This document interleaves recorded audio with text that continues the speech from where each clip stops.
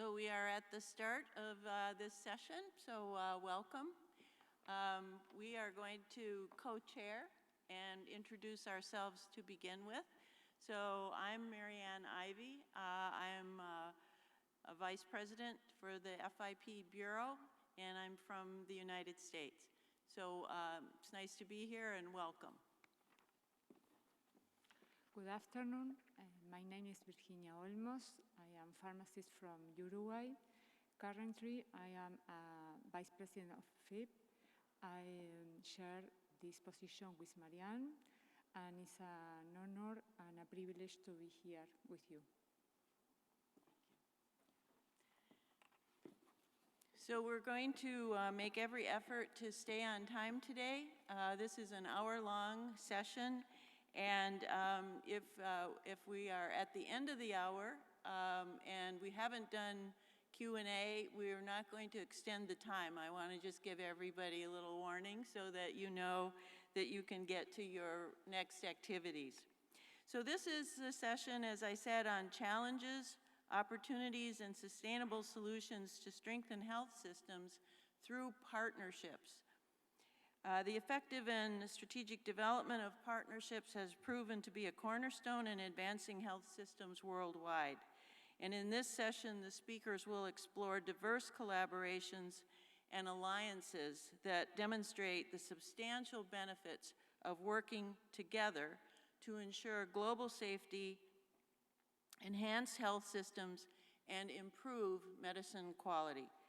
So I'm going to just indicate what our objectives are and then introduce our first speaker.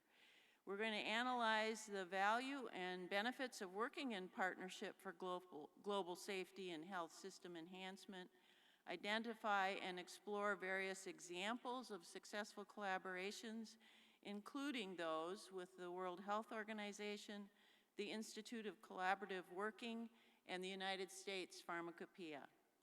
And we will use the presented examples, hopefully, in the future to conceive strategies and plans for forging and enhancing partnerships in 2024 and beyond. We hope that as you leave, you take home a message that we've offered perhaps a roadmap to deepen existing partnerships and forge new alliances aligning with future goals for 2024 and beyond. So it is my pleasure to introduce our first speaker. Dr. Raffaella Bellocca is a pharmacist and has a PhD in pharmacology. She worked at the Mario Negri Institute for Pharmacological Research in Milan before joining the World Health Organization. Until 2001, she worked in the Drug Regulatory Support Unit within the WHO headquarters and traveled extensively worldwide, in particular in the Eastern Mediterranean and African regions. Since 2001, she has led the WHO International Non-Proprietary Name Program. In 2017, she became responsible for the WHO Collaborating Center for Research and Immunology in Lausanne, and in 2019, for the WHO Collaborating Center for Drug Statistics Methodology in Oslo. In 2020, she was appointed head of the International Non-Proprietary Names Program and Classification of the Medical Products Unit. She is also a member of several national and international drug nomenclature bodies. Dr. Bellocca is the founder and steering committee member of the School of INN, or International Drug Nomenclature. Over the years, she has lectured in various universities all over the world on the science of drug nomenclature. So please welcome with me Dr. Bellocca.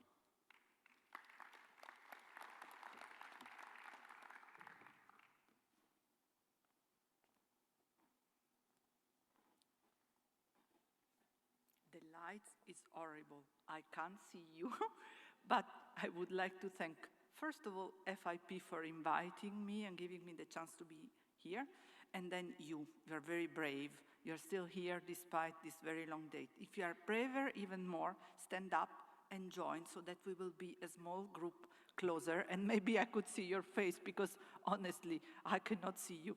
And be indulgent to me. I'll try not to take too much of your time, but I would like to show an example of a very interesting partnership that we develop in WHO. And we hope to keep developing more and more. I think I can do this. Okay, first of all, for those of you who are not so knowledgeable, thank you to the braver. Come.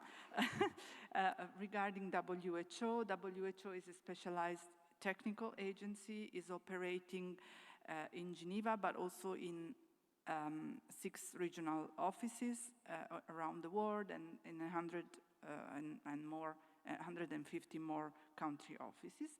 And the scope of the organization is to attain the highest level possible of health globally.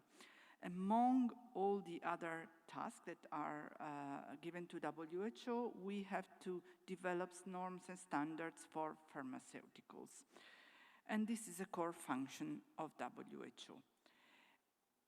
Indeed, we have the core function of developing international standards with respect to biologicals and pharmaceutical products. Biologicals are medicines, because nobody can argue nowadays that vaccines are not medicines, that monoclonal antibodies are not medicines, so we do what is really our scope.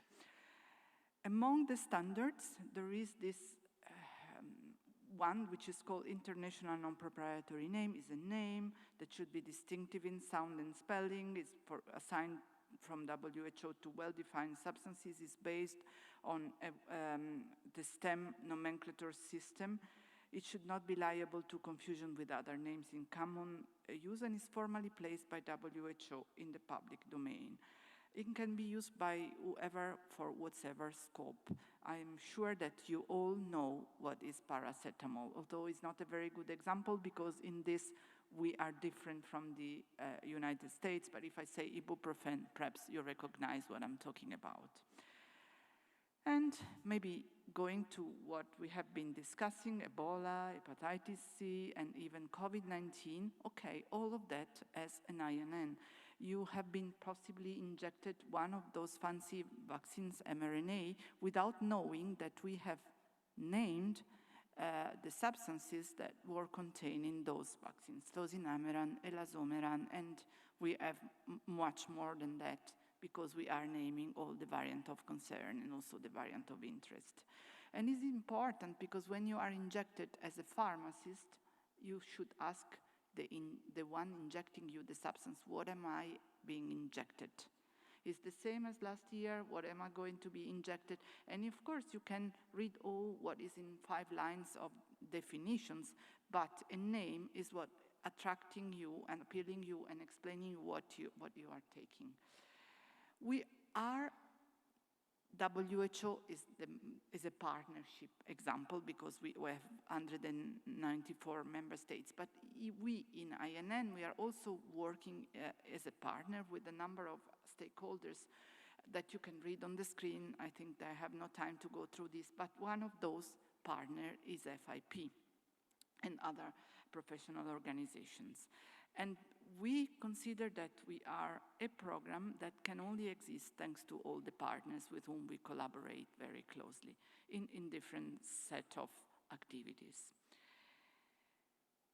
INN are used in most member states, and we have done a questionnaire just 3-4 years ago, and we saw that almost all the member states are using this standard developed by WHO. So in some countries, they're even mandatory for prescription. So you cannot prescribe using the trade name, you have to prescribe using the INN. In most of the countries, you can prescribe using both the brand names and the INN, depending on the selection or decision of the medical doctors or the prescriber. We think that INN, dispense INN and prescribe with INN is good pharmacist practice. And because all of that we do with the stakeholders, with the experts, etc., is done in a hidden manner. A few years back, we have been considering to develop a school to explain what we do when we are having our closed meetings, so that all the world could benefit from this.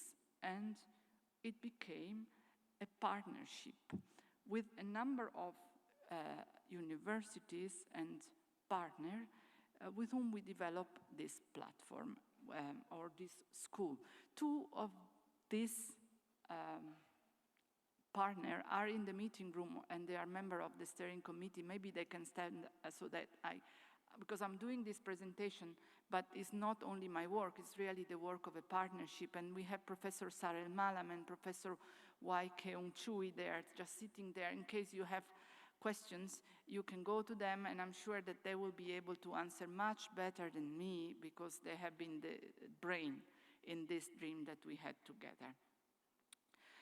The School of INN has a vision, and the vision is that to have INN used by all the stakeholders across the board as a common nomenclature for all pharmaceutical substances. You see the platform, the link, you can access, and through this you can also read, see all the steering committee members. So Sarel and Wai Keung are two, but there are others. And then what you can do through this platform, which is free to everybody. It's, first of all, a multilingual school. It exists in English, it exists in French, it exists in Spanish, it exists in Arabic. We still are missing two languages, Russian and Chinese. And we're looking for more partners. If we find a university in an Arabic country who is interested in developing this together with the Monastir University, and if we can find a Mandarin-speaking university willing to join the project, we will be delighted of welcoming new partners. The Chinese, we say it's in progress. We started with Fundan University back before COVID, but then COVID somehow blocked, and we have some difficulties technically, because internet is not always fully, freely accessible in China, and so because, of some IT issues, we had difficulties, but maybe we hope to progress in this. The languages we have selected not because we want to make favor to one or another, but because these are the 6 official languages of the UN and WHO. We partners with the students in the medical field, health professionals, university and researchers and teachers, pharmaceutical industry, patients and consumers, and much more. So all those who are in the field of pharmaceuticals are considered as possible partners and users of this school. We have a 3 domain of activities: the training, the promotion and cooperation. This is our mandate. We should promote the use of INN, research and publications.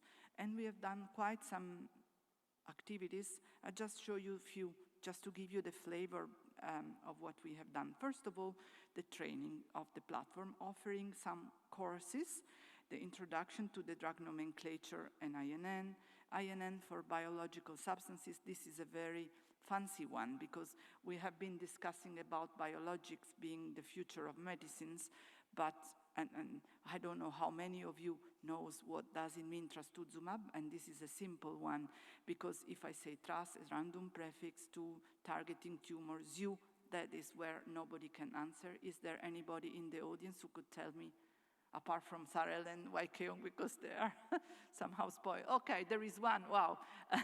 But if you consider that we are quite a number, ZU means humanized origin, and I think that even in a group of oncologists, when I raised this question, the audience could not tell me. So we have a very good one participant in this session.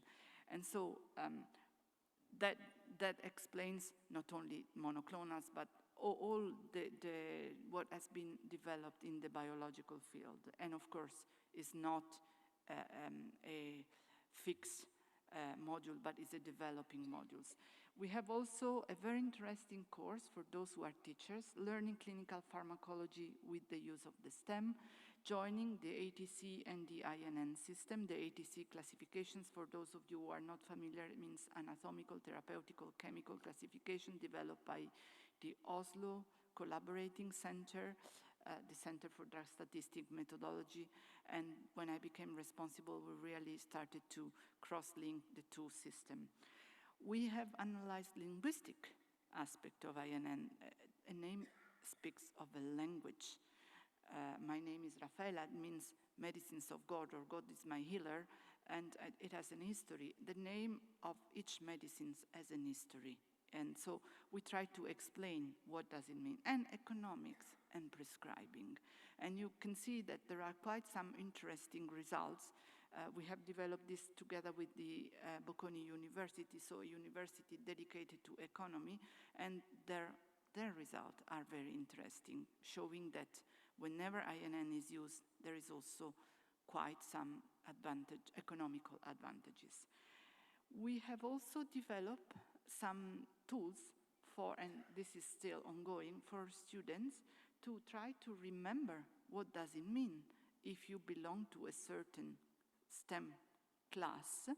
And this is a kind of way to memorize the difficult names, sometimes unpronounceable, that we are developing in terms of what does it mean, the STEM, what is the mechanism of action, what are the side effects, etc., etc. And all these STEMming pill, we call it, are available and downloadable from the website. Maybe the two teachers can just say a few words after me or during the Q&A questions, because I think they can explain how their students are using this.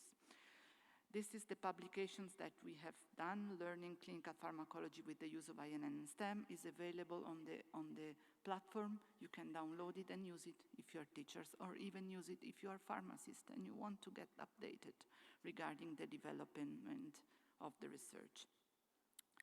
We have published a number of publications, so because we consider that the scope of a school is also to do some research. One is, I think you can read that we highlighted, has been done together with the FIP, and it is a pilot program to teach pharmacology using international non-proprietary name. I think that is a school in Spain that really developed this program, and we're very proud because well, read the article and you will see.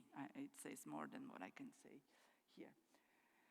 How we want to develop this through the partnership. So the first step we consider important is to be friend of INN. Friend of INN, it means that you prescribe INN, use INN, teach, if you're a teacher, using INN and not using a brand name. This is step number one that we would like all the pharmacists to be aware and to do. But then the second step is to become a pilot site. To be a pilot site, what does it mean? That you enter into this group and you come with your own ideas, with your own proposals. So, and we are really open. It's not a restricted club, it's an open club, open to whoever is interested in joining and developing a project together with the group of the other pilot site.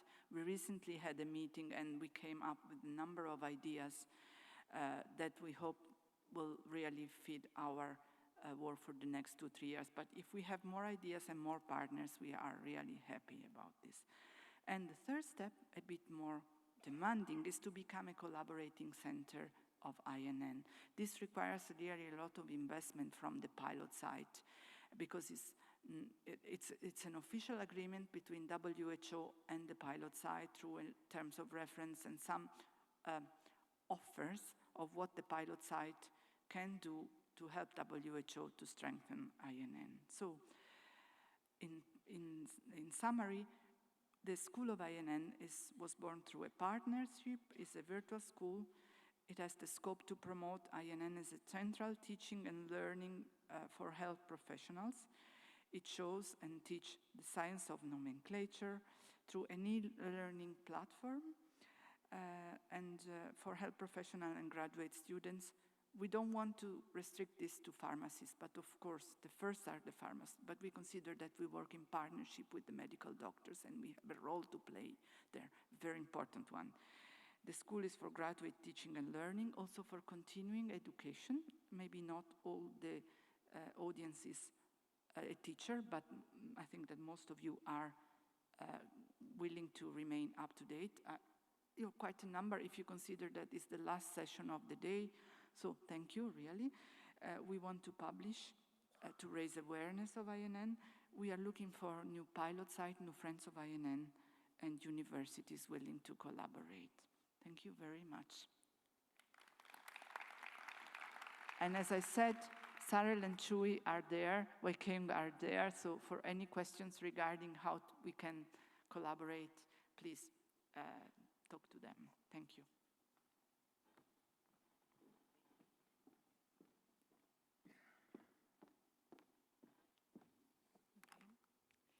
Thank you, Dr. Barloco. The next speaker is Trevor Gore.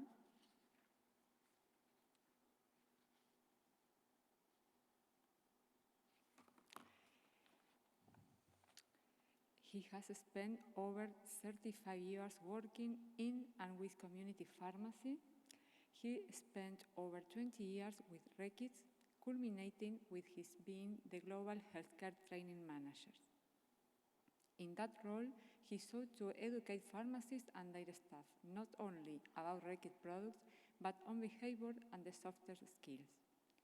He was rewarded in this endeavor by being made an honorary member of the Royal Pharmaceutical Society of Great Britain in 2011 for service to the education. He was also honored on his retirement in 2016 to be presented with an award recognizing his outstanding contribution to the OTC industry. Since retiring, he has maintained his passion for healthcare and behavior by becoming a trustee of the UK-based charity of Self-Care Forum, which aims to further the reach of self-care and embed it into everyday life. As an associate director of the Institute of Collaborative Working, he is striving to support people, organizations, and business to understand the value of collaboration and the benefits achieved through collaborative working. Welcome, Mr. Gore.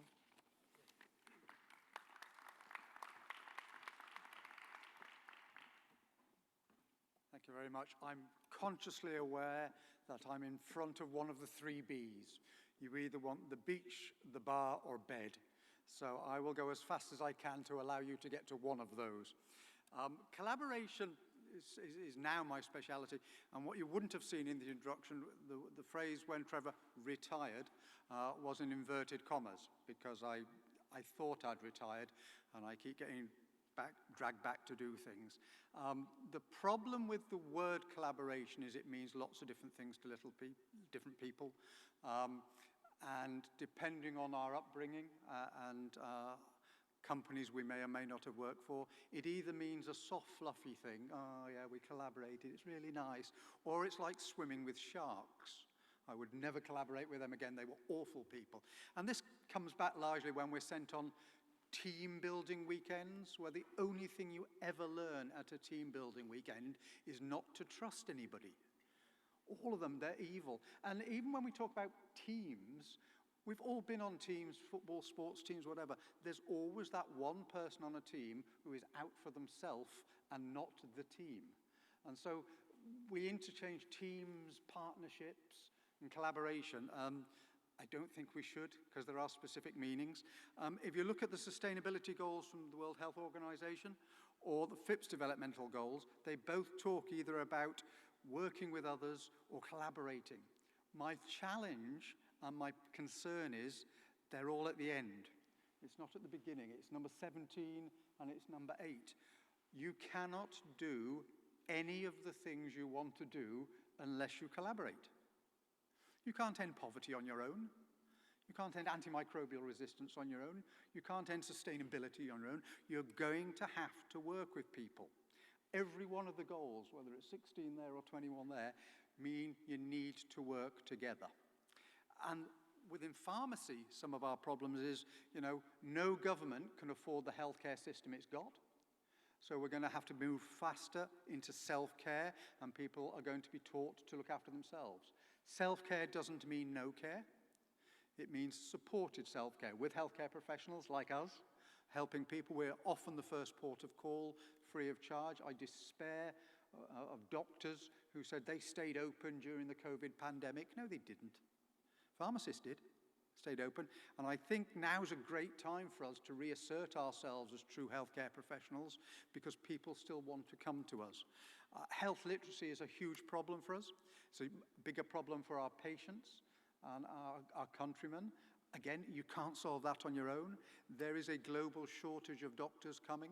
There's a global shortage of pharmacists coming. Again, what are we going to do? We're going to have to learn, and I say this lovingly, but I suspect most pharmacists, if they look back on their school reports, would see a line saying, "doesn't play well with others."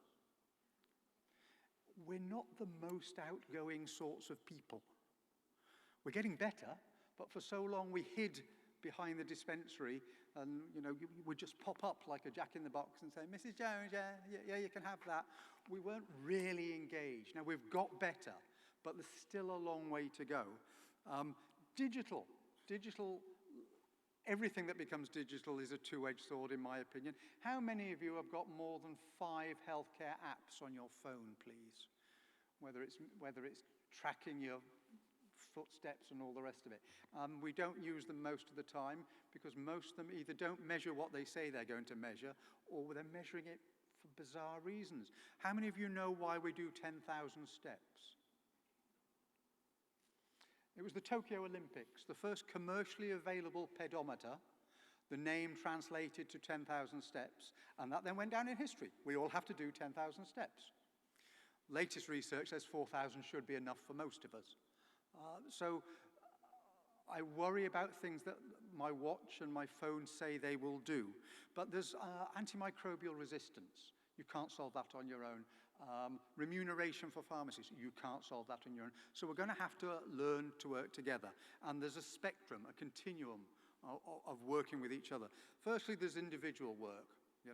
My goal has nothing to do with your goal. I'm just going to do what I want to do. Then there's competition. I can only achieve my goal if you don't achieve your goal. And then there's cooperation, where we work together in harmony and mutual support, but we might have different goals. And I suspect that's where most partnerships within the world of pharmacy are at the moment. Because collaboration is, I can only achieve my goal if you also achieve yours. So think of any of the big issues facing us. We can only work with people, I'll take antimicrobial resistance, we can only work with people on antimicrobial resistance if their goal is exactly the same as us. Your routes to doing it might be different, but if you don't share the same goal, you shouldn't be collaborating. And I've heard several times over the last few days people coming in meetings and talking and saying, well, we thought we were working with them to do this, but they were working to do that.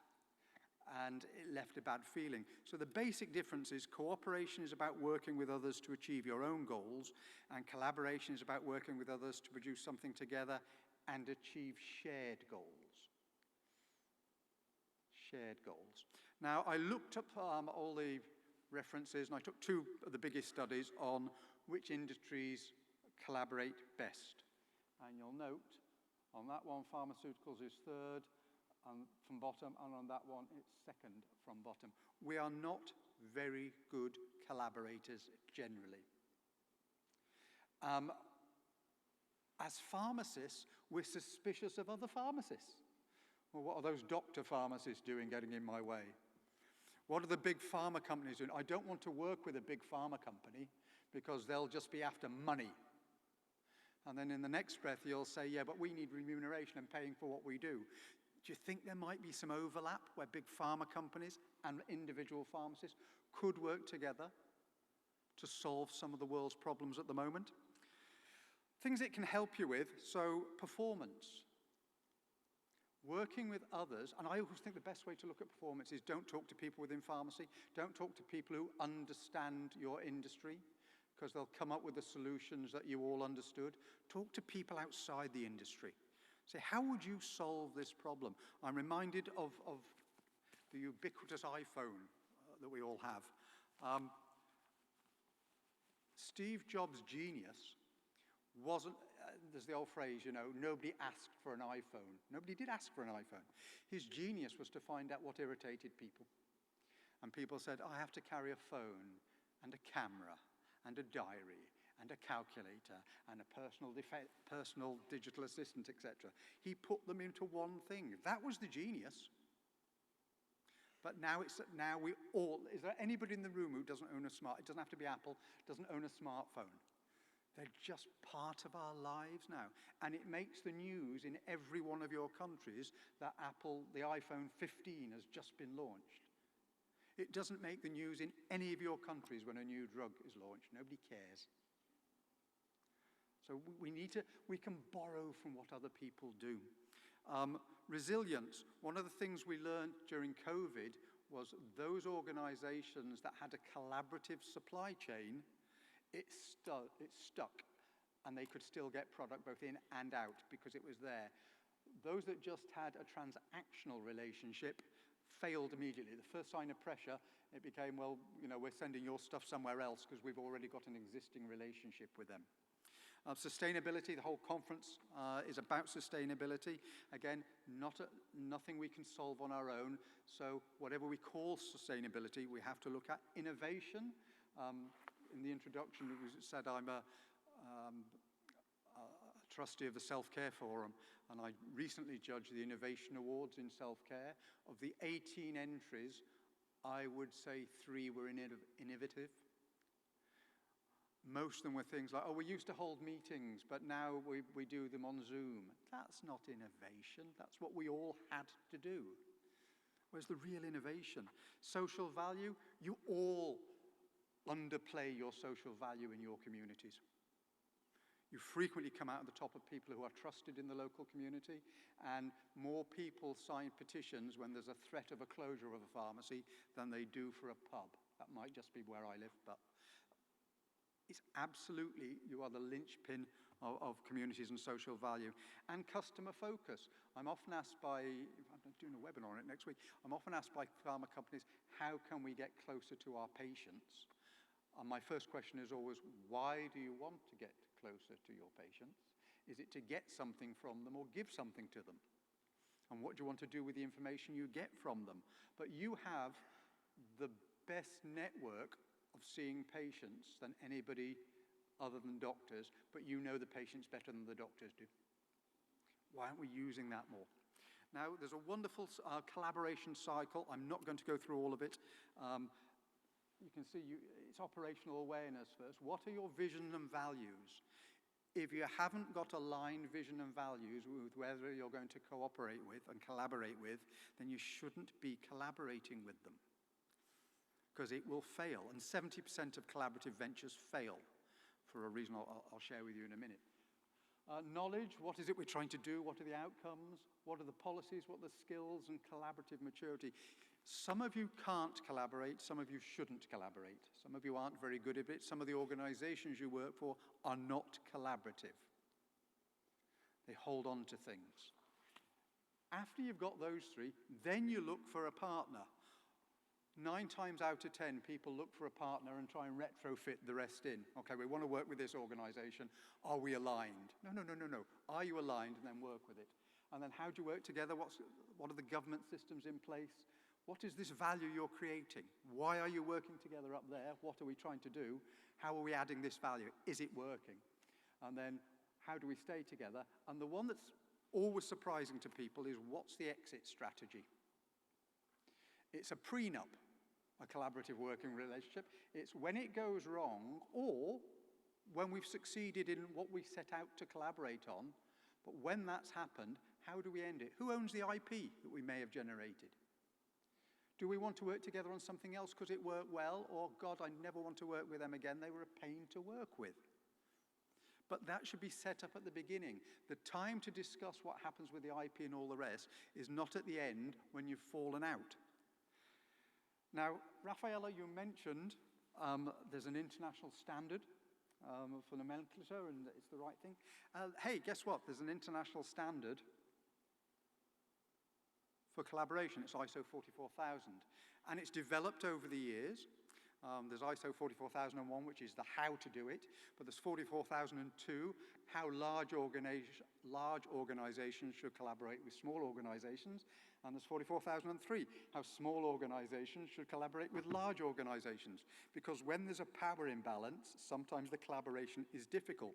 But I just want to look at 4 of them there, and I've mentioned the exit strategy, but value creation. Let me test with a quick show of hands. So you've got water, or you've got diamonds. Who thinks water's got the highest value? Show of hands for water having the highest value. Who thinks diamonds have got the highest value? So here's the problem. You've been crawling through the desert for 3 days.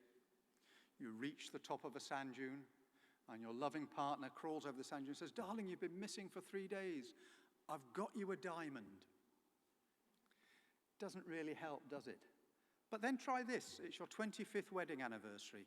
And you say, "Darling, we've been married 25 years. I've got you a bottle of water." Value means different things to different people. And the giver, the seller, and it's the same in your pharmacy, the services you offer, the products you offer, have no intrinsic value. The value is put on them by the other people, the consumer, the user. They will decide what's value. So back to the iPhone again. What have consumers decided is the most valuable thing on a smartphone? The camera. A smartphone isn't a phone anymore. It's a camera that makes calls. And that's every single update is making a better camera. Consumers speak about what they see as value. Competencies and behaviors. It's around 50% of collaborative failures are down to behaviors of individuals. Either they weren't collaborative people, or more often is they were told to go and collaborate with this thing.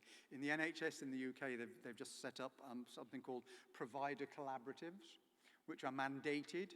The second you mandate collaboration, it's no longer collaboration, because you're told to work with somebody you didn't want to work with. That is not collaboration. And again, I mentioned vision and values. They have to be aligned, and then they're at the top. But if you look at value, your diamonds or your water, is it innovation? Is it social value? Is it market growth? Is it cycle time? What is it? And again, back to what are your visions and values? What is it we're trying to do? Is it all of them? I suggest it shouldn't be. Let's look at 1 or 2 things, collaborate to make them happen, and if we're good at it, then let's come back and see if there's other things we need to collaborate on for the benefit of both of our businesses and our consumers. But yeah, as I said, most collaborations fail. It's usually down to behaviors, and it adds time, which is money, when things go wrong, or money. Those of you who follow the UK closely, we've had a collaboration, which was no such thing, about putting a train line between London and Birmingham/Manchester, and it's about £80 billion overrun, and they've just said they're going to cut it down. So the end thing they're going to end up with, the HS2 line, currently it takes you about 1 hour and 15 minutes to go from Birmingham to London centre. The new, faster, 100 billion plus line will go from Birmingham. It won't go to central London. It'll stop on the outside and will take exactly the same time as the current line takes you to get into central London. So it costs more and will deliver less, because it's government, because it's individual companies who none of them were aligned on what they wanted. It was just, let's build a railway line. Behaviors, as I said, are probably the #1 reason why collaborations fail. I won't read the list down there, but there are traits, there are things that we should do as collaborators, obviously open, honest, trustworthy, but challenging. I frequently hear, yeah, we had a bit of a back and forward, a bit of an argument with each other. Good. Because if you're working in a true collaborative relationship, you should be able to say, actually, that's wrong, that's not working for us. How do we get over this? It's when nobody says anything. You've all been in meetings, I know. I've been in far too many of them, where everybody in the room, you have a discussion, everybody in the room goes, yes, it's very good, very interesting. And then you go out of the meeting, what a lot of rubbish, we're not going to do any of that. I suspect there have been some at this very conference where we said, yeah, that's interesting, and we're not going to do it. Because it wasn't real to you. I'm going to wrap up now with a couple of things. So you've heard the phrase, the elephant in the room. The elephant in the room is not the most destructive thing in collaboration. The most destructive thing in collaboration is the hippo in the room. And I see this in healthcare more than I see it in any other sector. And the hippo stands for the highest paid person's opinion. And you see it in hospitals all the time when a dedicated team look at a patient, read their charts and say, they need this treatment, and then the consultant surgeon comes in and says, nope, we're going to do this. Just because you're senior, just because you've got a lot of letters after your name or whatever, it doesn't make you the best person at making a decision.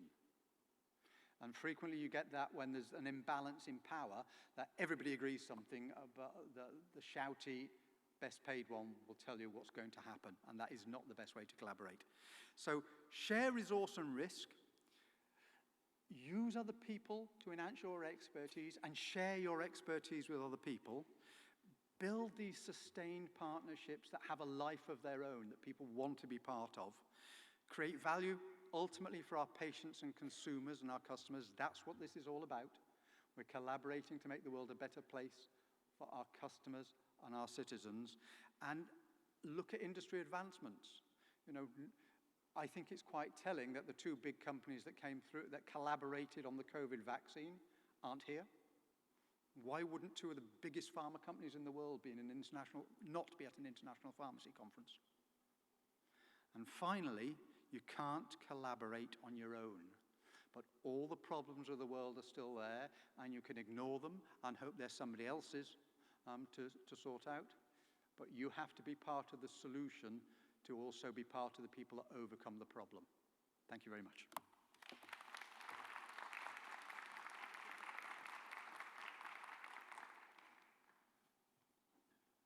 Thank you very much, Trevor. Well, we've had two examples, one from the World Health Organization, its important partnership with FIP for sure, and then the fundamentals of good partnership we've just heard, so thank you. So our third speaker is going to talk about another important partnership that we have with all pharmacists. Ronald T. Pierre-Vincenzi, PhD, began his tenure as Chief Executive Officer of the United States Pharmacopoeia in February 2014. He provides strategic leadership to USP's global staff of over 1,300 people related to the quality of medications. Under his leadership, USP has modernized its operations and launched innovative science in the areas of digital medicine, cutting-edge manufacturing technologies, and advanced biologics. Dr. Pierre-Vincenzi brings more than 23 years of industry experience across pharmaceutical sciences, research, and business strategy. Before joining USP, he served as Vice President of Development Sciences with Biogen and was a partner and leader in practice for over 12 years. He earned his MS and PhD from Duke University in biomedical engineering, and he is the proud co-founder and chairman of the board for Mentor Newark, which is an organization that encourages and facilitates mentorship conducted by various organizations. So it's my pleasure to introduce you and invite you to the stage.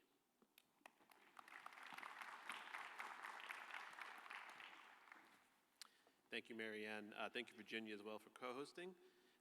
And thanks, Trevor, for that very interesting talk on collaboration, which now I get to try to exhibit with some examples of different kinds of collaboration. I'm going to begin with a collaboration that is happening right as we speak, and that is between USP and FIP. Just a few examples of that collaboration. FIP's CEO, of course, Catherine Duggan, is currently serving not only as a member of our USP convention, but chairing our brand new, just launched this year, European chapter of Stakeholders Up, part of the USP organization. So thank you to Catherine for that. FIP is already a member of USP's convention, which is our governing body of over 400 organizations around the world that set our direction and actually elect our officers. USP is a member of the FIP Council and Observer member, and I've been able to participate in that personally myself several times. And then finally on the bottom, bolded, is news from just 2 days ago, which is one of our USP board members, Tom Menigan, was recently awarded as a now as an FIP fellow. So collaboration comes in many forms. These aren't really examples of collaboration. I would say it's more a result of what happens when a real collaboration occurs, which is it creates value. And perhaps, Trevor, that's an example of what value looks like if you don't set off to only serve your own purposes. So very briefly, I'll have just a couple of slides on 3 topics. First, because I don't assume everybody knows who USP is, 2 slides on what we are. And then just 3 examples of collaboration, very different examples to achieve quite specific goals. And I'll talk about each in turn. So who is USP? It began on January 1st of 1820, 203 years ago, if my math is correct. But it was 11 practitioners came together to solve a specific problem. The collaboration was around one goal, and that goal was a improved medicine supply in the relatively new United States. That coming together formed a partnership between physicians and pharmacists that began in and around 1820, has continued since then to work together around medicine quality. And bringing practitioners together is incredibly important, and at least in the United States, physicians and the pharmacists had not always been such strong collaborators. Since that time, of course, much has evolved, including the growth of an industry to produce new medicines, the pharmaceutical industry, and of course that becomes a major stakeholder group.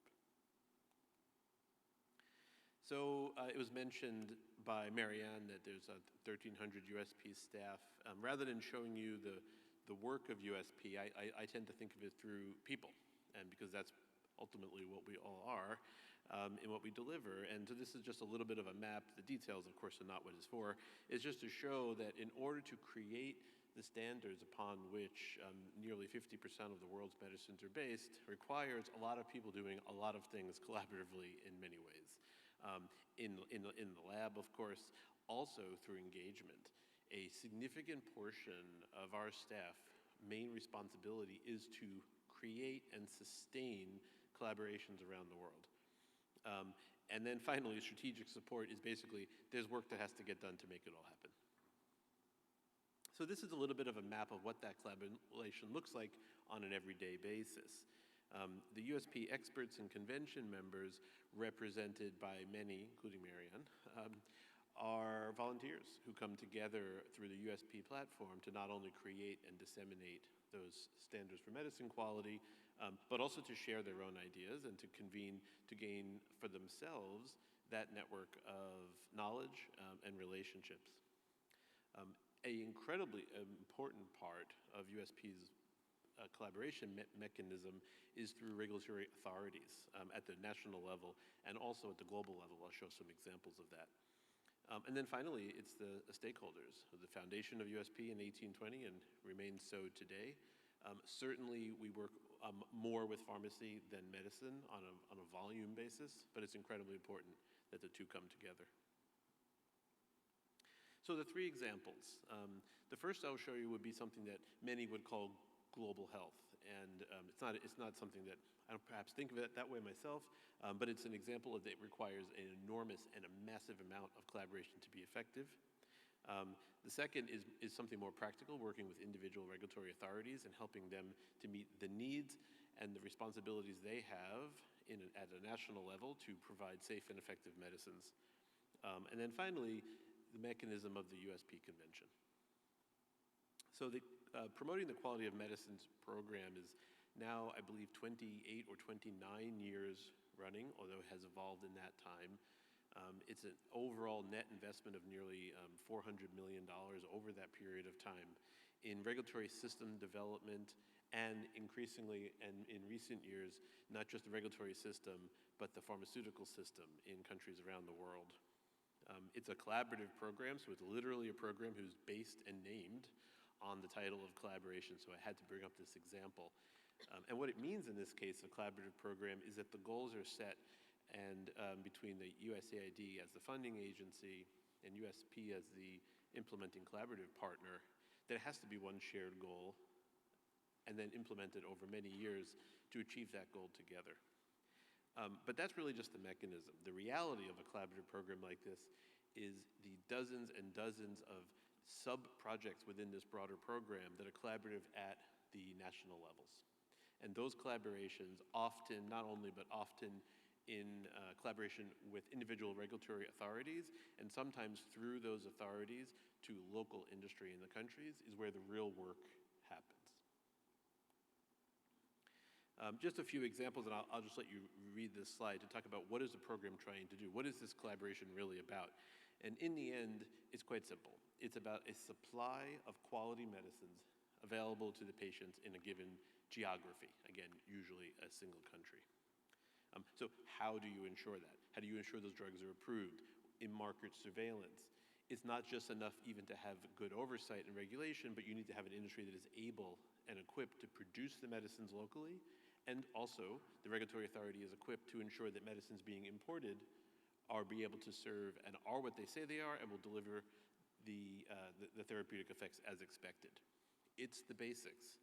And yet, as we all know from how many times, every time it's surveyed, the quantity of medicines that are subpar, that are below quality, are staggeringly high in many, many parts of the world. And it has a huge undermining effect in trust and, of course, efficacy. And then finally, on the right-hand side, it gets a little more complex because medicine doesn't occur at a local level, as we know. It is a big global system, not just the production, but the distribution and the regulation. And so therefore, the collaboration cannot just be about creating a system within a single country, but then that country has to become a part of its regional and global system in terms of shared forums for approval, mechanisms to be able to do market surveillance and inspections, that no country can do this all on their own around the world. Shift gears to a second piece, very specifically with regulators, moving out of what is often referred to as a global health world and think of it as the everyday. And in the everyday world, the role that standards play in collaboration is that without standards, collaboration for anyone is very difficult because you don't have a common basis to stand on. You don't have a common platform. With good standards, you now have a common platform to start. And it's the beginning, not the end of the journey, but a solid beginning. And the ability to implement effective standards has to be the right standard at the right time. There have to be partners, both the regulatory agency and the producer of that medicine, be it a practitioner or a pharmaceutical company, is able to understand and interpret that standard the same way ahead of time so that medicines produced can be effectively regulated and economically effectively delivered to meet patient needs. Of course, this can be seen in examples in acute scenarios, but the vast majority is the everyday medicines that billions of people around the world are taking every year. And one way to make sure that as USP staff members, our 1,300 people are reminded of the importance of the work were a few numbers that we had shared. And one example is that about 2.5 billion people a year around the world take a medicine based on a USP standard. And that number is why collaboration is so important. This map just shows what it looks like when you do this at scale and the incredible amount of work that collaboration takes. It does not happen without effort. This shows a map of two kinds. There's actually three sort of levels of the collaboration. The MOUs, which is just the mechanism USP uses to go into official relationship with a given country, often a regulatory authority or a Ministry of Health. The second category, PQM+, is where we go into a deeper level of collaboration on everyday-based activities. And on top of all of this is a broader level with over 150 countries that recognize USP standards in some way. and that represents over 90% of the world's population. Because there are so many countries in the world, we have to come together in ways that are multinational. This chart shows some of our most important collaborative mechanisms. USP and the WHO have been partnering for many, many decades on standard setting, and that work will continue strongly into the future. Increasingly, there are opportunities for this kind of collaboration through mechanisms which are not necessarily health-focused or even mostly health-focused. I use APEC as a great example. It's an economic collaboration about economic development. Within that context, there's a real role for setting good standards for medicine quality. And so that mechanism is proven for USP to be a very effective collaborative tool, even though it was never built for medicine. The last example of collaboration I offer is essentially USP itself as an institution and as an organization. I mentioned the over 400 members not an individual, but an institution, schools of pharmacy, other health-based NGOs, regulatory authorities themselves are members of USP's convention. And that practice is interesting from a governance standpoint, but it's practical and real from a collaborative standpoint. And that is through mechanisms of common problems. And so you have to be able to rally around a problem rather than an activity. And the problems that we're looking to solve, for example, you see in our sectors, are some of the areas where access to quality medicine can be challenged, and we use these forums to identify those specific problems and then begin to solve them together.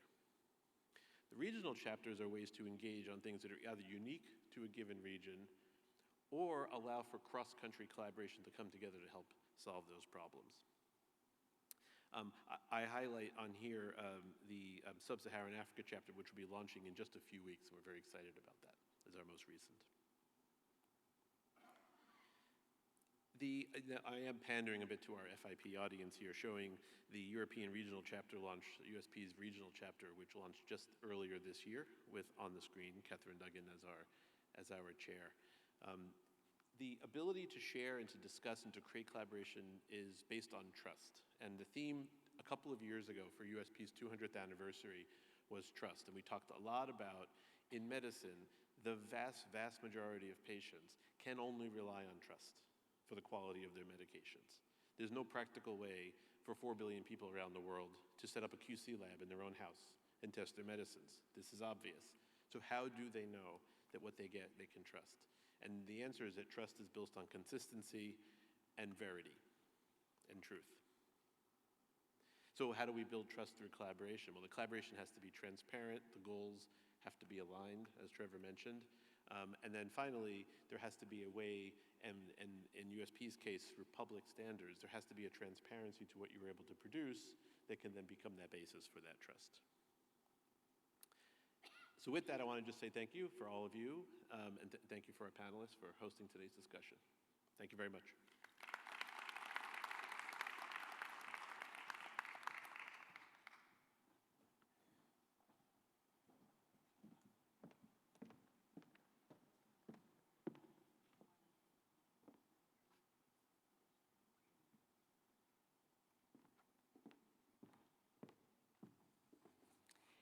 Thank you for the excellent presentation. We have a few time for 2 or 3 questions in the audience, maybe.